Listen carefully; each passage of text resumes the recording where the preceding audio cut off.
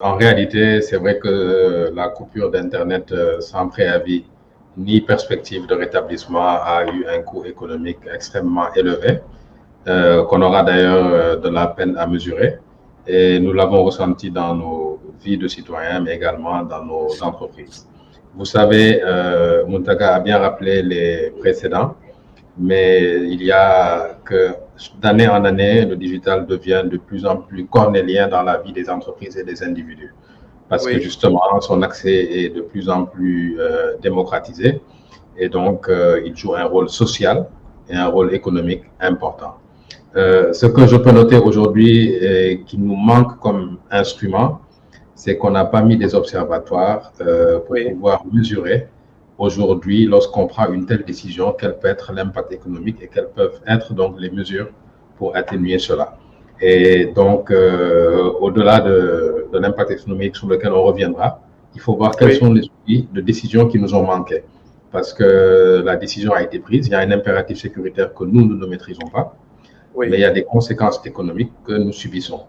Et donc, pour trancher et faire cet arbitrage entre l'enjeu sécuritaire et l'enjeu économique, oui, ça ne peut se faire que si on a des observatoires qui aujourd'hui mesurent, pour en pas que juger, le tout à fait. numérique d'ailleurs, parce que même l'absence de circulation des deux roues a Oui, également des conséquences économiques et sociales que nous ne sommes pas capables de mesurer parce qu'on n'a pas d'observatoire pour pouvoir justement savoir l'impact de ces outils. Donc moi, ce que je retiens de cette crise, et on rentrera dans le fond du sujet, c'est oui, qu'il faut qu'on ait le maximum d'observatoires pour être capable de mesurer à chaque fois qu'il y a une décision avec un impératif sécuritaire, de pouvoir prédire les conséquences économiques et donc de pouvoir les atténuer ou même parfois carrément ne pas prendre des mesures de restriction unilatérales qui vont plus détruire de choses qu'elles n'en construiront, je le dis, tout en ignorant l'ensemble des impératifs sécuritaires de ceux qui ont pris la mesure,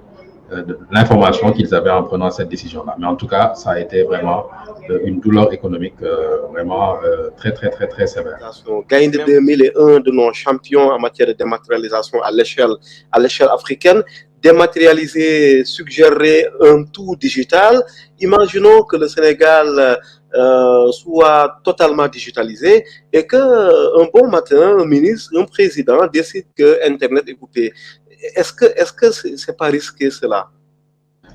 Oui, c'est très risqué. C'est pour ça qu'il faut séparer les couches aujourd'hui. Ce que sans doute l'État a voulu neutraliser en coupant l'Internet radicalement, c'est pas l'Internet en tant que tel, c'est certains usages. Et c'est pour ça que je dis Oui, qu'aujourd'hui, il faut que nous mettions les instruments de gouvernance oui, vraiment du secteur numérique, c'est important.